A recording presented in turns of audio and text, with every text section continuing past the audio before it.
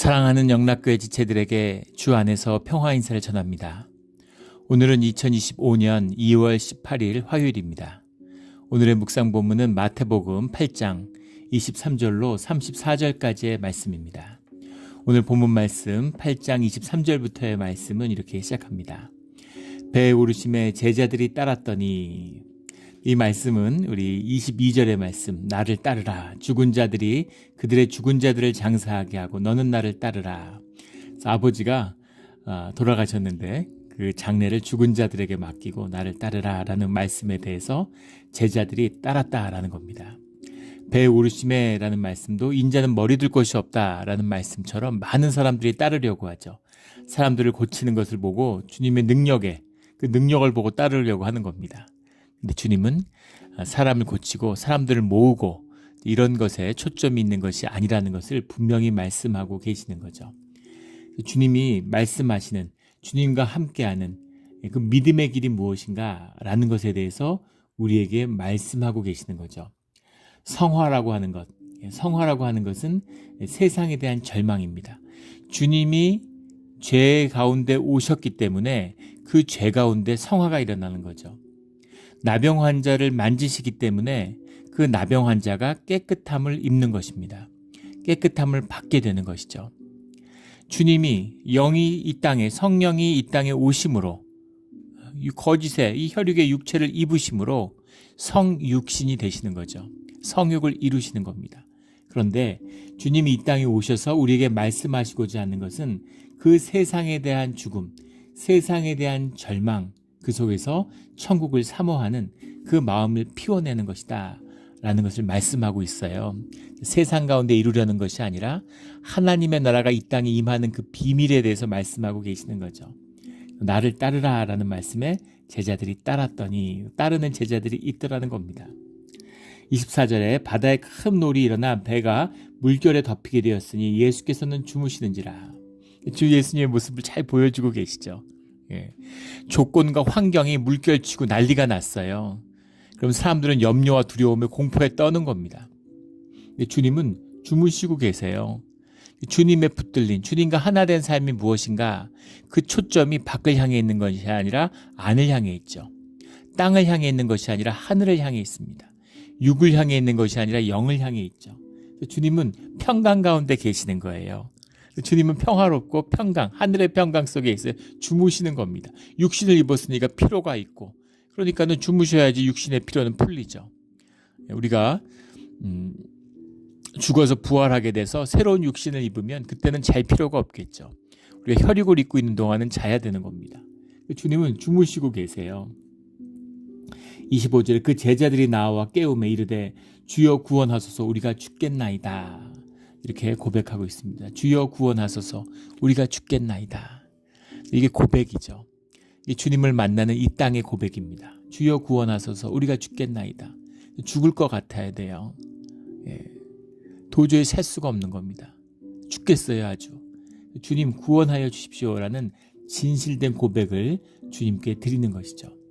주님을 따른다라는 것은 죽음의 길입니다. 죽음의 길이라고 하는 것은 우리 에고의, 요즘 표현으로 한다면 에고가 소멸되는 길이죠.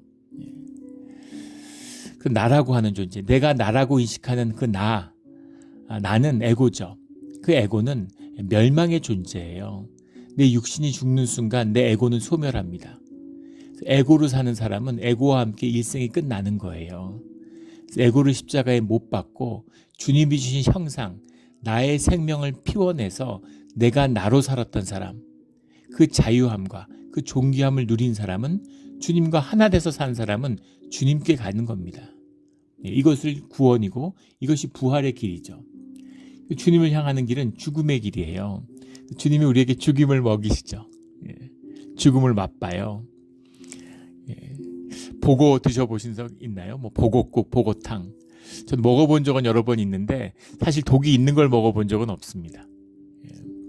독을 다 제거하거나 또는 양식한 보고는 이제 독이 없다고 그러죠. 보고 맛만 내는데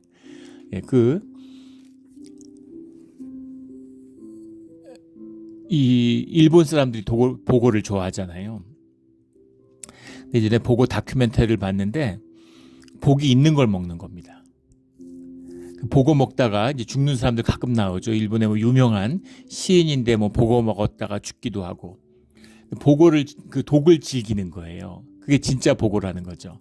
그런 말이 있죠. 독을 제거한 보고는 보고처럼 생긴 생선에 불과하다. 뭐 이런 얘기를 합니다. 그래서 보고를 예찬하는 뭐 책도 있고 시도 있고. 근데 보고의 맛은 독에 있는 거죠. 독을 어떻게 먹어요? 약한 독을 계속 먹는 거죠. 나중엔 독을 전혀 제거하지 않은 완전히 독이 있는 보고를 그대로 먹어도 사람이 멀쩡하다는 겁니다. 어떻게 그럴 수가 있을까요?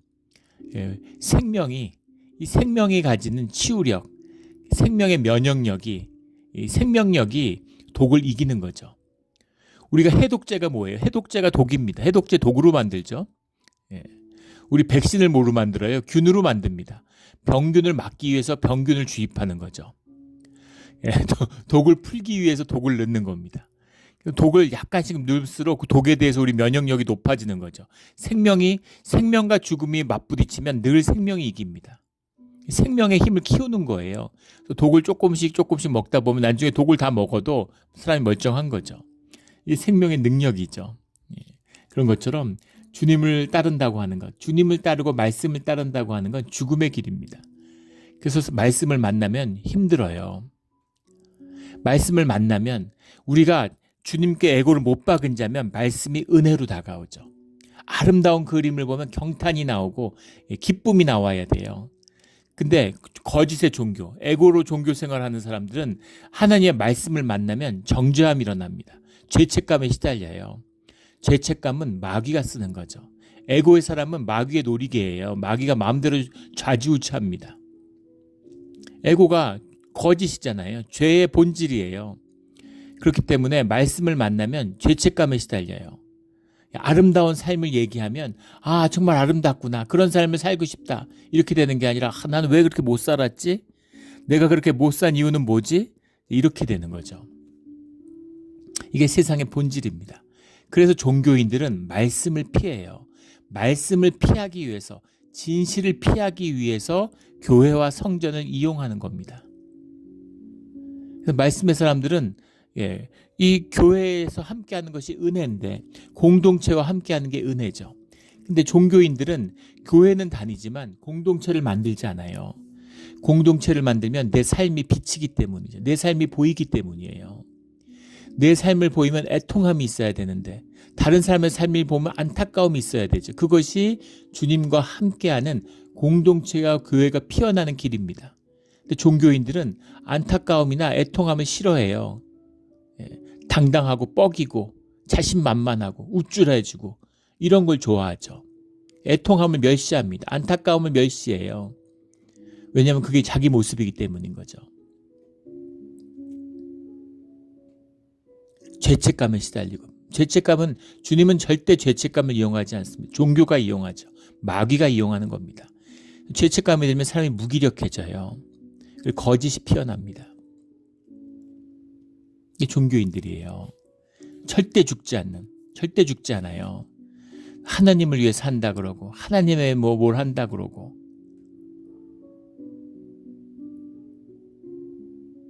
정치 같은 데 힘을 추구하니까 정치하고 결탁해가지고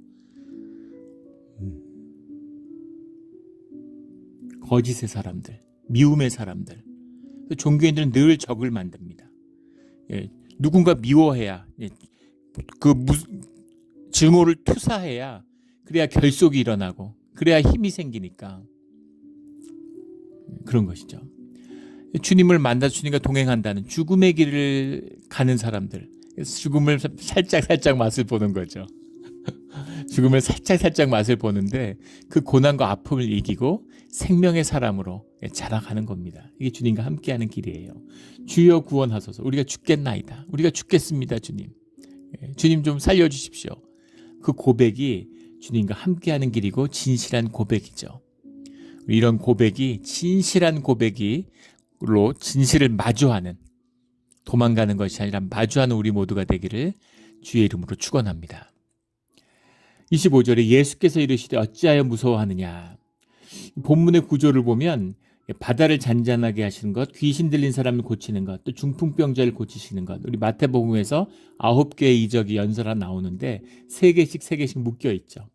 근데 이 바다와 바람, 또 귀신 들린 사람, 중풍병자를 고치는 것 사이에 그 앞에 나를 따르라. 그리고 3번의 기적이 있고 나를 따르라. 이렇게 되는 겁니다. 나를 따르라. 나를 따르라. 근데 사람들이 따르지 않죠. 따르지 않아요. 오늘 34절 말씀에 보면 떠나시기를 간구하더라. 처음에는 이적을 만나니까 우와 이러고 몰려들었죠. 힘을 이용하고 싶으니까, 힘을 얻고 싶으니까 이 사람 힘 있나 보다. 근데 거기서 예수 그리스도의 진실을 만나는 거죠. 그 소박하지만 강력한 피할 수 없는 진실을 마주하게 되는 겁니다. 그러니까 떠나가시기를 간구하게 되는 거죠. 나로는 살 수 없는 겁니다. 내가 나를 용납하지 못해요. 그게 우리의 에고잖아요. 그게 거짓이고 악의 본질입니다. 주님이 나를 따르라. 너의 삶의 문제를, 너의 죽음의 문제를, 너의 두려움의 문제를 다뤄라 이러는데 그것을 다룰 생각은 전혀 없는 것이죠.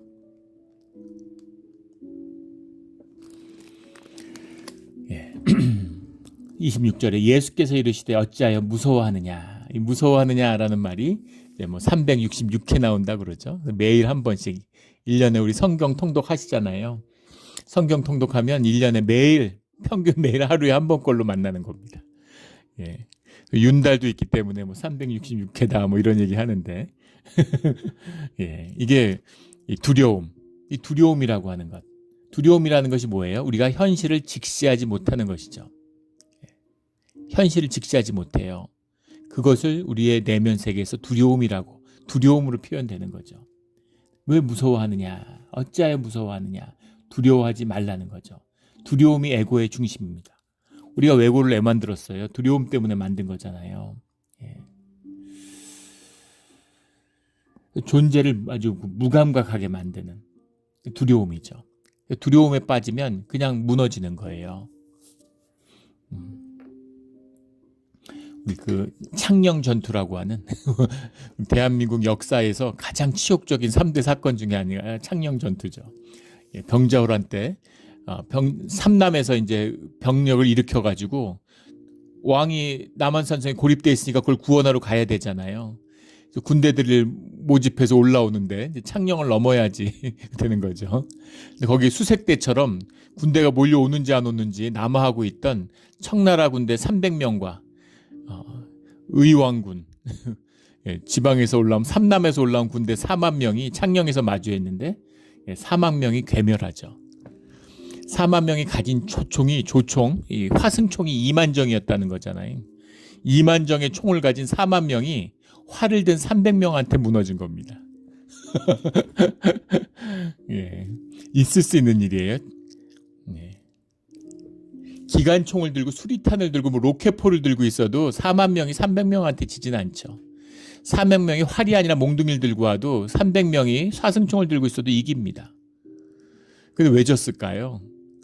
예, 두려움 앞에 무너진 거죠. 예, 청나라 기병한테 만주족한테 무너진 게 아니라 스스로의 두려움 속에 안개가 꼈다는 거잖아요. 근데 말발굽이 들어오면서 청나라의 말발굽이 300명이 막 돌진해 오는 거죠. 300명으로 돌진해 올 거라고는 생각 못 했겠죠. 또 안개가 껴있으니까 300명이 왔다는 건 모르는 겁니다. 진실을 직면했으면 어떻게 해도 이기죠. 예. 총 없고 맨손으로 싸워도 이깁니다. 그런데 두려움에 사로잡히고 본대하고 본진하고 마주했나 보다. 기습당했나 보다. 근데 또 공교롭게도 화승총을 장전하다 불이 잘못 붙어서 화약을 실은 상자에 불이 붙어서 펑 터졌다는 거죠.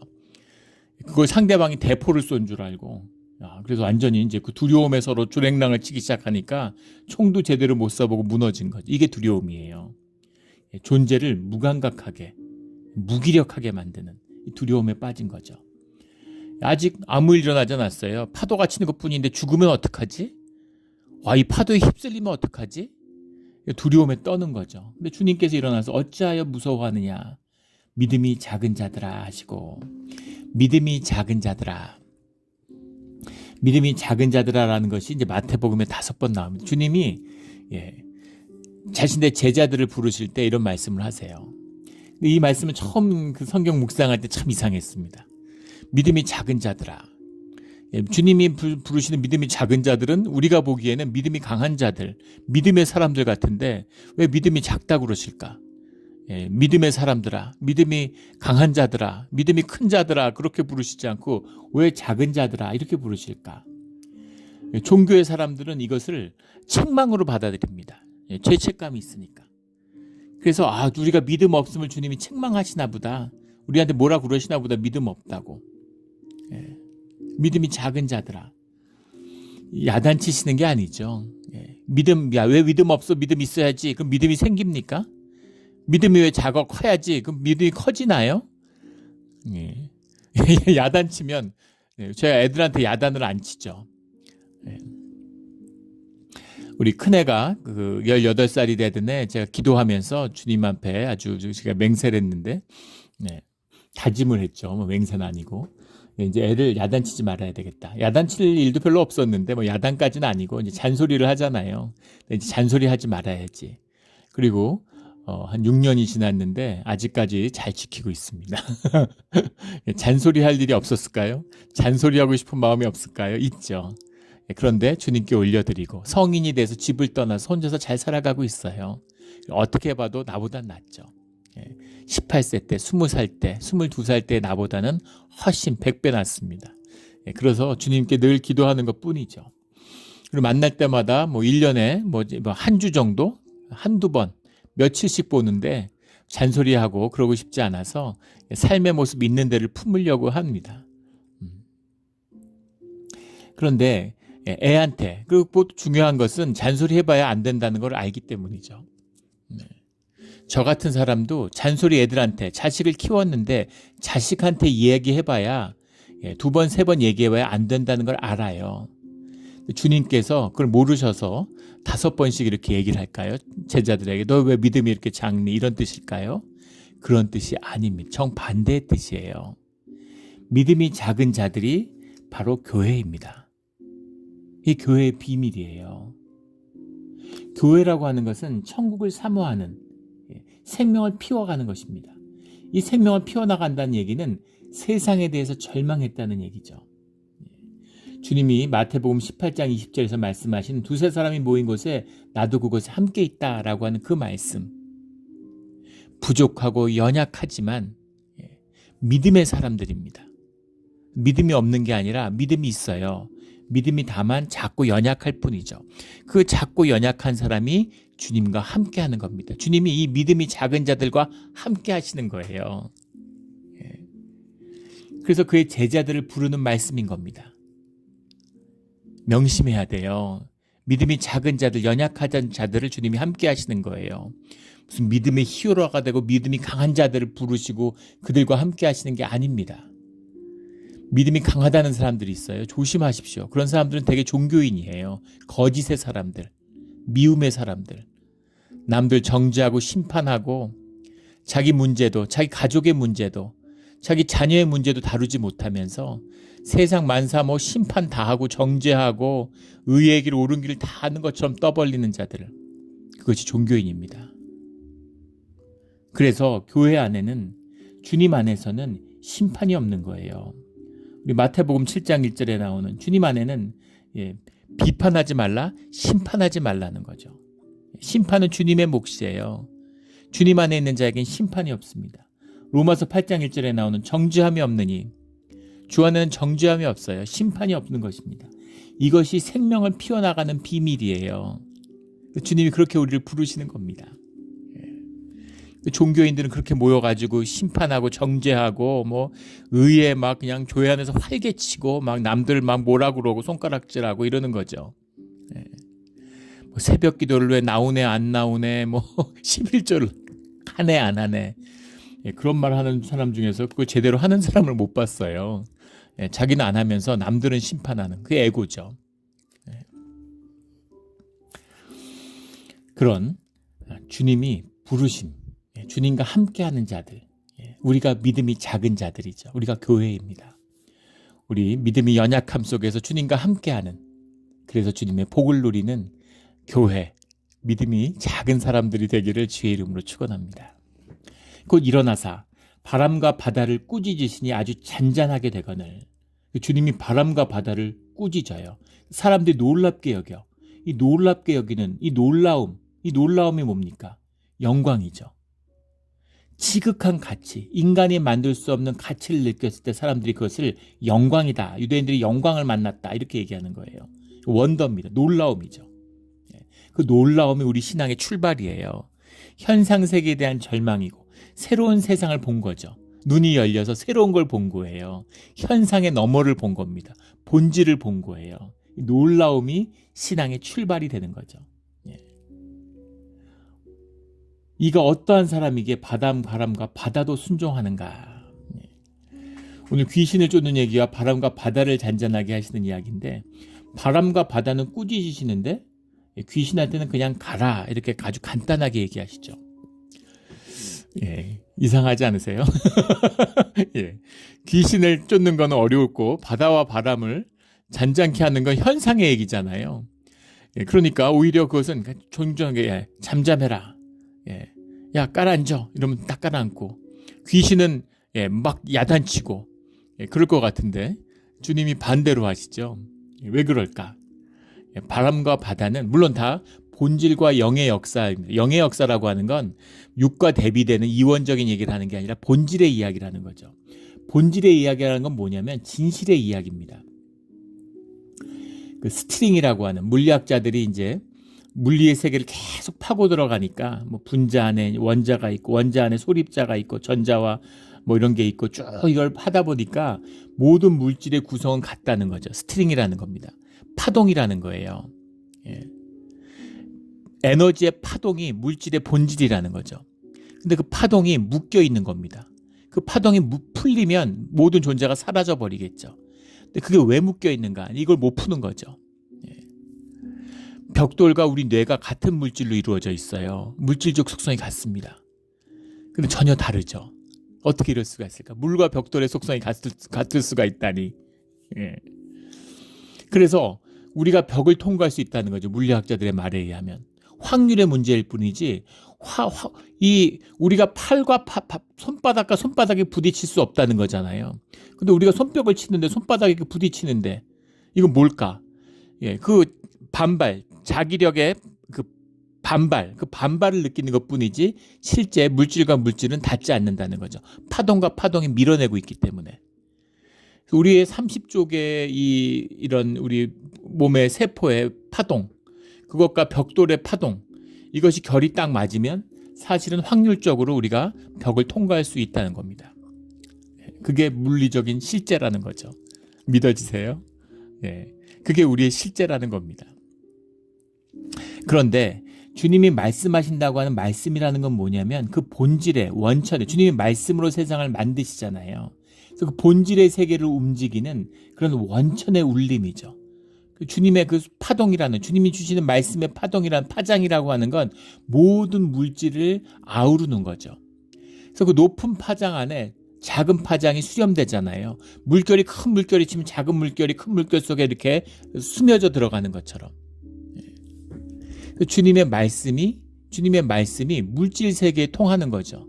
당연한 얘기 아니겠습니까? 근데 물질의 세계라고 하는 것은 물질의 법칙으로 물질의 영역에서 이루어지는 일이죠.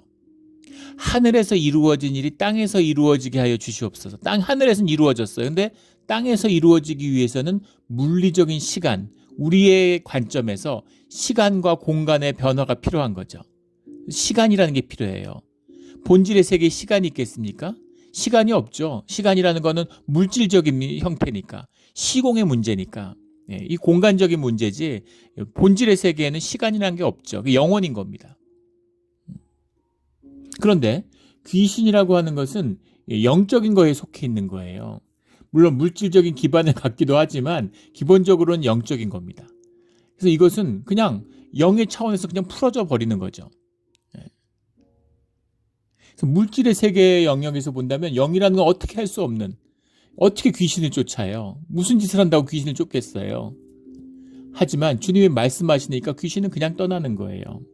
오늘 귀신 들린 사람을 쫓는 이야기가 28절부터 34절까지 나오는데, 또 예수께서 건너편 가다라 지방에 가시매 귀신 들린 자 둘이 무덤 사이에서 나와 예수를 만나니 귀신 들린 자가 둘이 나왔어요. 그들은 몹시 사나워 아무도 그 길로 지나갈 수 없을 지경이더라. 이에 그들이 소리질러 이르되 하나님의 아들이여 우리가 당신과 무슨 상관이 있나이까.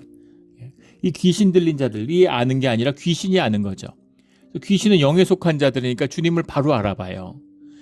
성전의 제사장도 서기관도 바리새인도 사두개인도 못 알아보는데 귀신 들린 자는 주님을 바로 알아보는 거죠. 영에 속했으니까. 그래서 그들이 나와서 예수를 만나니까 하나님의 아들이여 우리가 당신과 무슨 상관이 있습니까? 때가 이르기 전에 우리를 괴롭게 하려고 여기 오셨나이까. 이것도 참 그 귀신다운 마귀다운 그런 표현이죠. 자기들을 괴롭게 하려고 주님이 오셨겠어요. 그런데 이제 자기 중심으로 받아들이는 거죠. 우리 때가 이르기 전에 현상계의 자율성을 의미하는 거죠.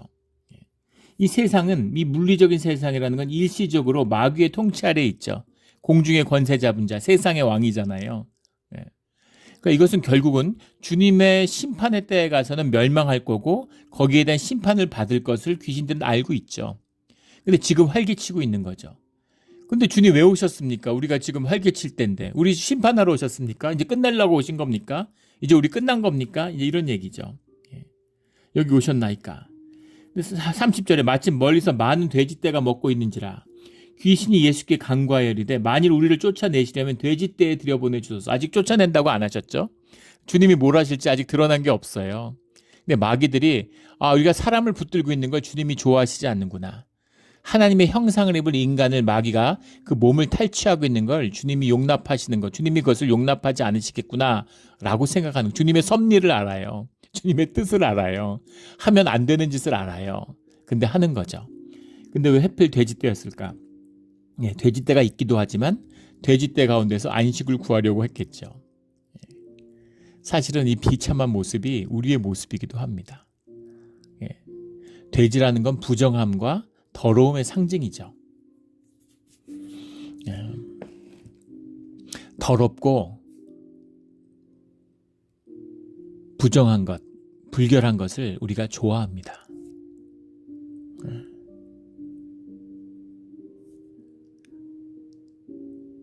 부정한 것과 더러운 것을 좋아하는 마음이 우리 안에 있어요.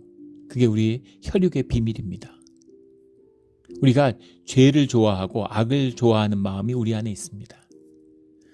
우리가 악과 죄를 두려워하는 이유는 사실은 우리 안에 악과 죄가 있기 때문이에요. 우리가 더러움을 미워하는 이유는 우리 안에 더러움이 있기 때문입니다. 더러움이 있다는 얘기는 더러움을 좋아하는 마음이 있다는 거예요. 그런 거에 끌려요.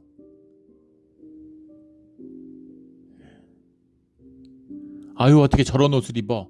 왜 이렇게 치마가 짧아? 이런 얘기를 하는 이유는 저게 비키니 수영복을 입은 거야, 다 벗은 거야.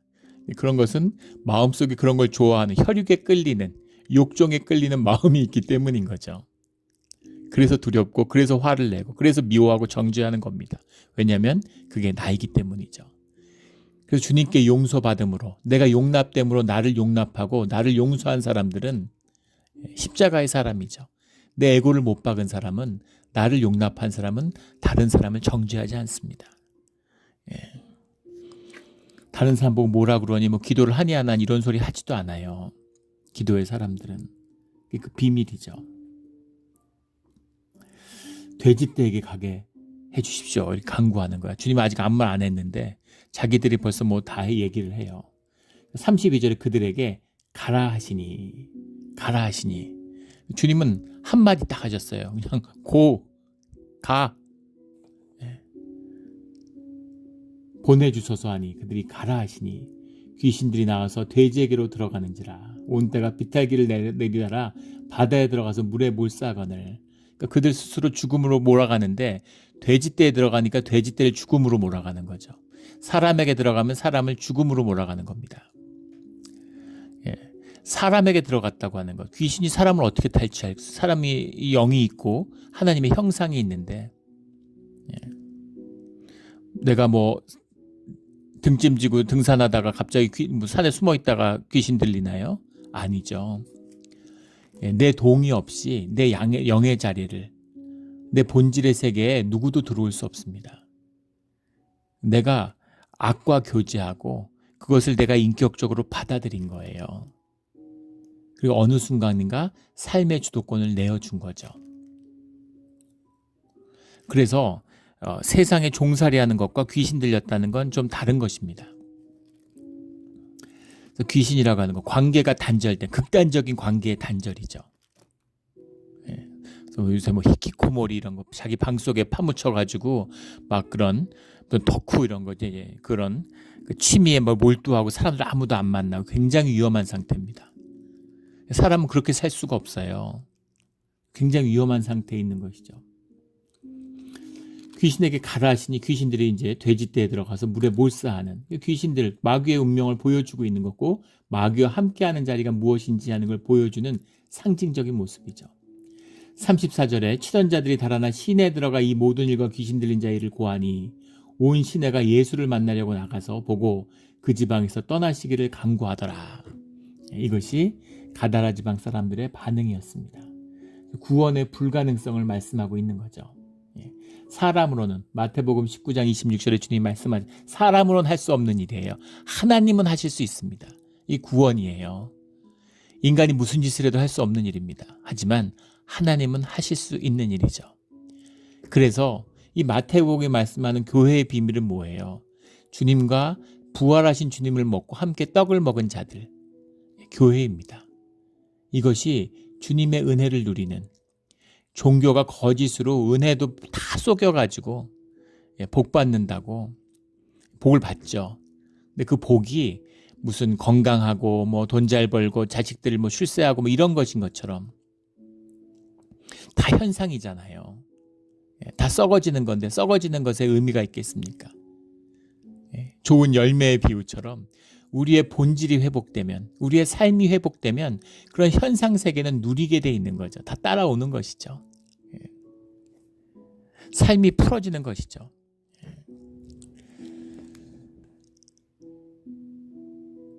그런 축복의 길, 그것을 여는 길이 무엇인가 하는 걸 주님이 우리에게 말씀하고 있는 거예요. 믿음이 연약한 자들, 하지만 주님의 소망을 품은 자들이 함께하는 것입니다. 주님과 능력과 구원의 주인이신 주님과 함께하는 비밀, 그 비밀을 말씀하고 있는 거죠.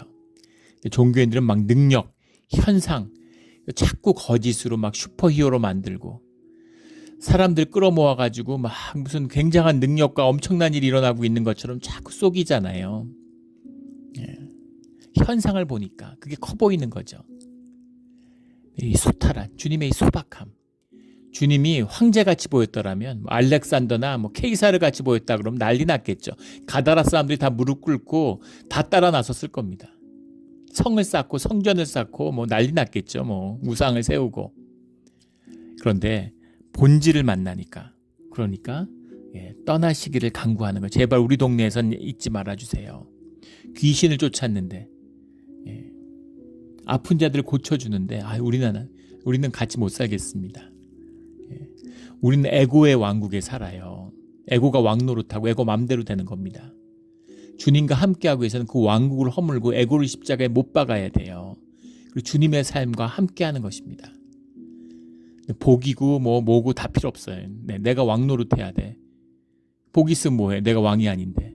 이런 것이죠. 그래서 주님과 함께하는, 주님의 임재를, 주님의 말씀을 피하려고 종교를 만드는 거죠. 기독교가 종교화되니까 얼마나 추합니까? 아무 능력이 없어요. 세상에 온갖 손가락질은 다 봤는데 힘을 과시하고 영향력을 과시하려고 난립니다.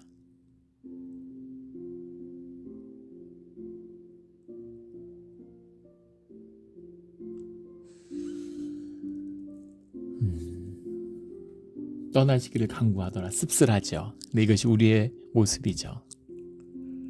말씀을 만나는데, 주님의 이야기를 들었는데, 근데 주님과 함께하지 못하는 겁니다. 우리 십자가를 만나서 내 에고를 못 받고 소박하고 믿음이 없지만 주님과 동행하는, 따랐더니 하는 오늘 말씀처럼 주님을 따르는 우리 모두가 되기를 주의 이름으로 축원합니다. 아멘. 기도드리겠습니다. 하나님 아버지 감사합니다.